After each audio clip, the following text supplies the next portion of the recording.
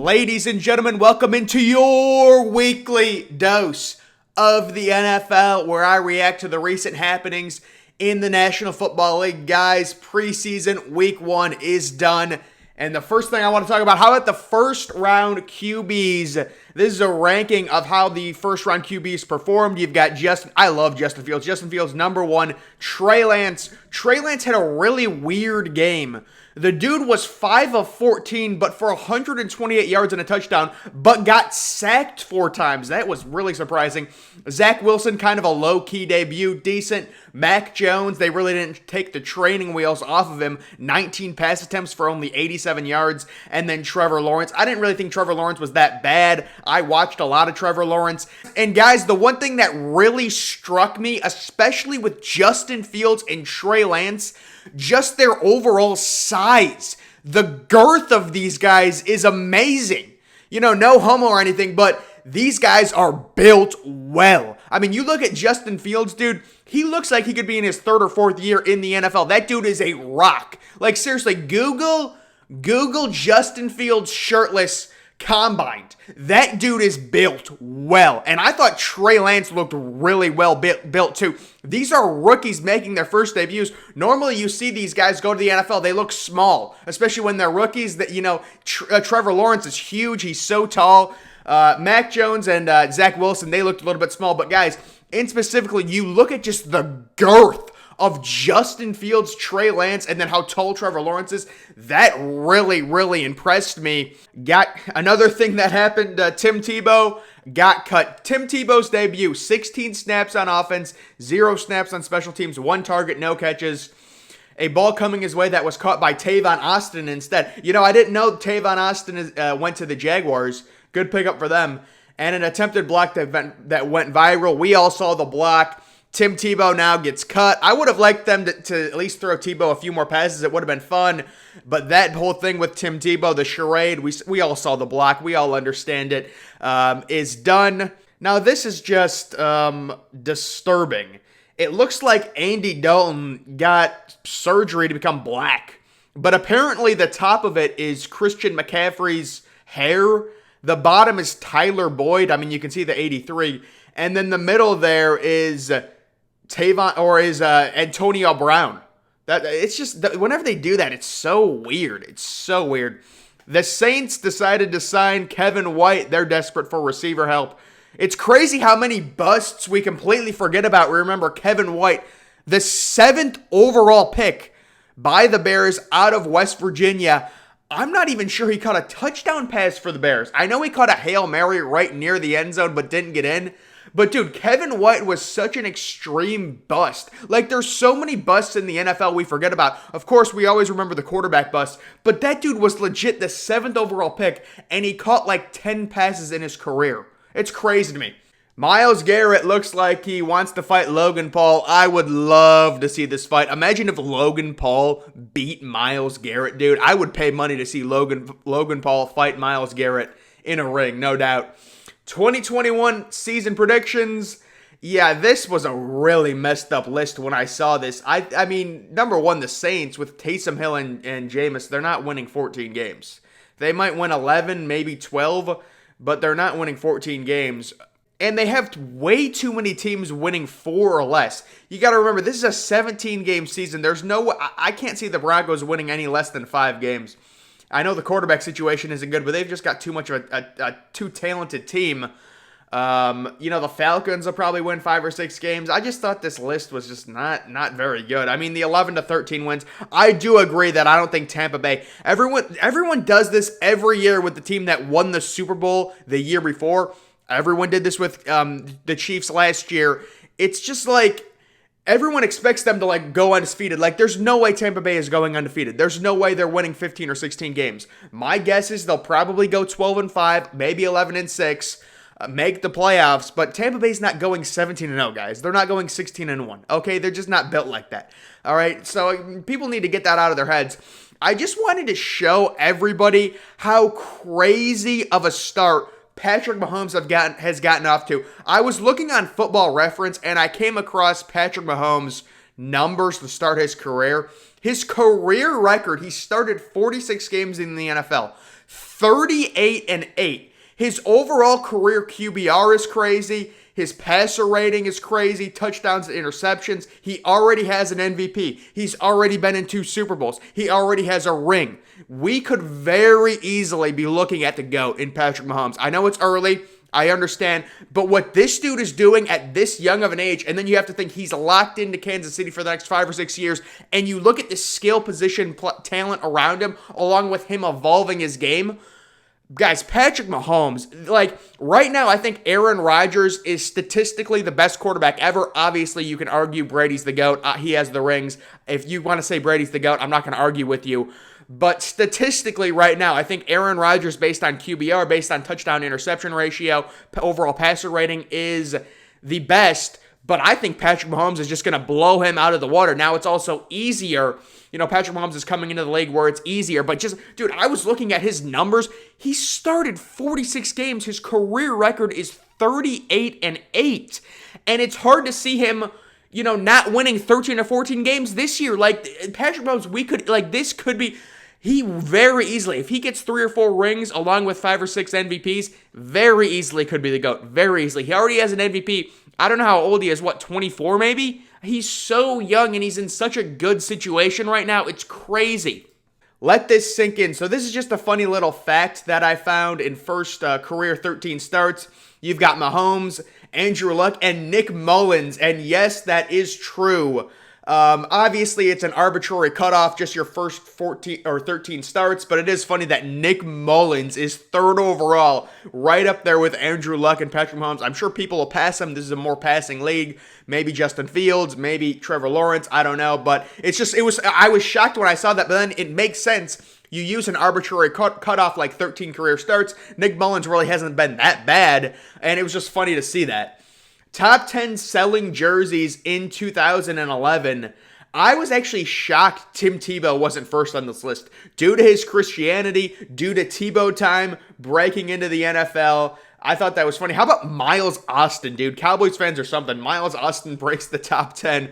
And then I know this is a football, but the NBA one, they did it for the NBA. How about Rajon Rondo, number 3? Amari Stoudemire, number 4. How does that work? Was that Amari Stoudemire's first year with New York or something to where all New York Knicks fans bought his jerseys? I don't know.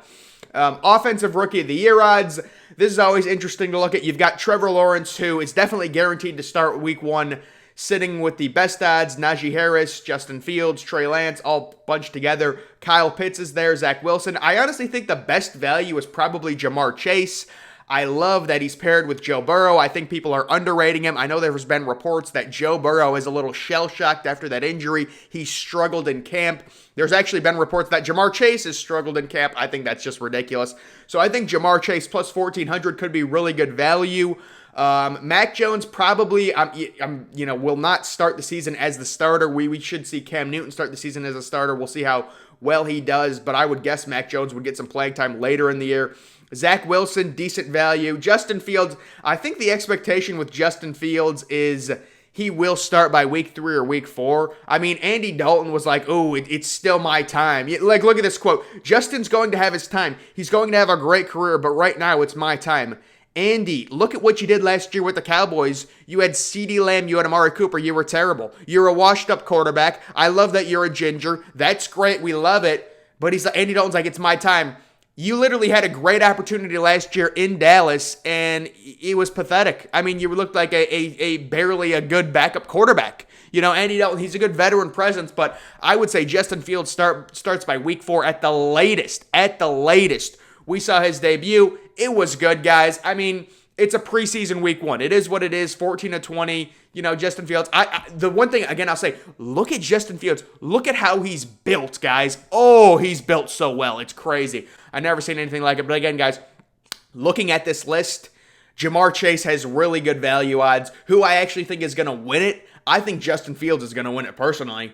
Trevor Lawrence is there. I just think Trevor Lawrence is going to lose a lot of games. And Fields could too, but the thing is, Chicago has a really good defense. You could see Fields making the playoffs year 1 and that being kind of a storyline. You've got Najee Harris there. He's a good bet for 1,000 yards, but again, he's a running back. Normally, they like giving these Offensive Rookie of the Year awards to quarterbacks. We saw Justin Herbert last year win it over Justin Jefferson. Career interceptions. This is mind-blowing. And I know interceptions, they don't make or break how good a safety is. But Jamal Adams has 2 career interceptions. Is that true? I might have to look this up. I saw this. We hear about Jamal Adams being the highest paid safety in the league. By the way, guys, to me, it's crazy how little money NFL players make. Don't get me wrong. You get, $50 million guaranteed. That's tons of money. But compared to like MLB and NBA players, these guys are not making a lot. So Jamal Adams becomes the highest paid safety in the league. And then you see something like this. He is, I understand you're comparing it to Vince Wilfork, Jason Pierre-Paul, pass rushers, big boys. It's funny. But it's just he has 2 career interceptions? That's crazy to me. I don't know if that's true. I might have to look that up to see if it is true. But Jamal Adams is a good safety. Is he worthy of being the highest paid safety? It's just kind of the going market. It is what it is. But I was just 2 interceptions in his career? Oh my goodness, that's crazy to me. Now, this is obviously a very iconic photo where people kind of try and discredit Brady's rings. I don't think many people are debating at this point if Brady is the GOAT. I mean, he goes to Tampa Bay and wins a Super Bowl with Tampa Bay. People were arguing the system, things like that. I will say there were a few Super Bowls that Brady won, specifically his first 3 Super Bowls with the Patriots. He was carried by the defense. And then you take a look at that recent Super Bowl against the Rams. I mean, they won 13-3. You score 13 points on offense. I'm not saying Brady isn't the GOAT, but some of those like D Ford, I mean, he was offsides, but that was the AFC Championship game. Things like that happen. The Tuck rule, okay. Pats defense, yeah, Falcons choked. You see, it was just a great comeback by Brady. Some of these, the Malcolm Butler thing. I mean, you could do this with so many different rings. It's funny to do it, like food for thought. But I do have to, Brady going to Tampa Bay and winning the Super Bowl with Tampa Bay without Belichick, I think that cements him, at least right now, as the GOAT. You can say maybe he's not the most talented, but talent isn't 100% that what goes into being the GOAT. You got to have the rings. You look at someone like Aaron Rodgers. Aaron Rodgers, is probably more talented than Tom Brady. He is. But Aaron Rodgers has 1 ring. Tom Brady, at the age of 43, went into Lambeau and beat Aaron Rodgers this past year with Tampa Bay. So it's talent is not the only thing that goes into being the GOAT. Top 15 wide receivers in 5 years. This was something that's interesting. Jerry Jeudy, I love Jerry Jeudy personally, and I also love Devontae Smith, but I was surprised to see Justin Jefferson so low, DK Metcalf so low. Stephon Diggs is going to be really old at that point for a receiver. Tyreek Hill will be decently old. Jamar Chase, I think Jamar Chase is going to be an absolute beast. I've said that before. There's Calvin Ridley. How about 3 of the first 4 guys are from Bama? That just shows you how well Bama's producing, no doubt. You got to tip your cap to them. There's Terry McLaurin. But yeah, DK Metcalf is still young. I would probably put DK Metcalf top 5. But yeah, Jerry Jeudy, he needs a quarterback. Let's get Jerry Jeudy, Aaron Rodgers, guys. That Broncos offense, I've said it before. Imagine the Broncos offense. KJ Hamler, Jerry Jeudy, Noah Fant, Cortland Sutton, Javonte Williams with Aaron Rodgers. We know this is Aaron Rodgers last year with the Packers. Oh my goodness, that would be must-see TV, ladies and gentlemen. Must-see TV. Now, this is something that keeps happening every year. Madden, they go full social justice warrior, and this year again, their rankings, they have Colin Kaepernick ranked ahead of Justin Herbert. What? Colin Kaepernick has not played in 4 years. This is clearly just a political stunt. And guys, I'm just going to mention this once. I'm going to talk about the Colin Kaepernick situation. I know no one wants to hear it, but the reason why Colin Kaepernick was not signed by an NFL team, number one, in 2017, 2018, when he wasn't on a roster, was he definitely a good enough, player to be at least a really good backup on an NFL team? Absolutely he was. But his controversy and the distractions that he would cause as a backup, mediocre fringe starter, that wasn't worth the risk of bringing him on to an NFL team. The owners thought that. And you think about it, he's a good backup, decent, maybe bad starter. We saw him, last year with, the 49ers. He was beat out by Blaine Gabbert. I'm not saying he's a bad quarterback. He would be a good backup. But it's just like, is a backup worth that much of a distraction to your team to where you're going to have different players being asked questions about him? It just wasn't worth it. And now, obviously, he's been out of the NFL for 4 years. You could say he got blackballed, whatever. But you're ranking him an 81 overall. He's been out of the NFL for 4 years, ahead of the reigning Offensive Rookie of the Year. It's just stupid, dude. It's stupid. Like, it's an insult to all of our intelligence. Now, this is consecutive years without a losing season. You know, the Steelers, what a remarkable franchise. You really have to tip your cap. I'm not a Steelers fan or anything like that, but 17 straight years. It could end this year. It'll be close. We'll have to see. The Steelers, a lot of people expect them to be right around 500 this year. 17 straight years. How about the Seahawks? 9 straight years. Kansas City, they're probably going to go on a run as long as they have Mahomes of at least 13 or 14 years. And then how about the Browns? 1 year. Shout out. The Browns, they're 1 year right now. They're probably going to go on a nice little run. The Browns have a really well-built team. Worst to first, who has the best potential to go from last place to first place? I think there's probably a very clear, obvious answer. It's San Francisco. They're a team, the only reason they were in last place, a lot of injuries. They have Trey Lance now.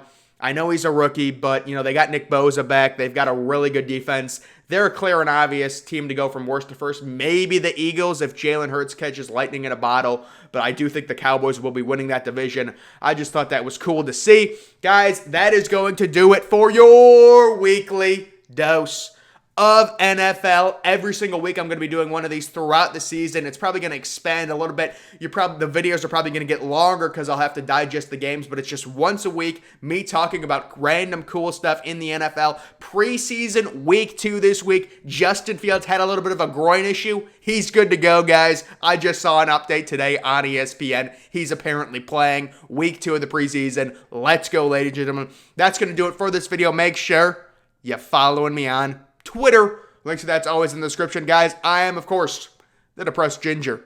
Thank you for watching.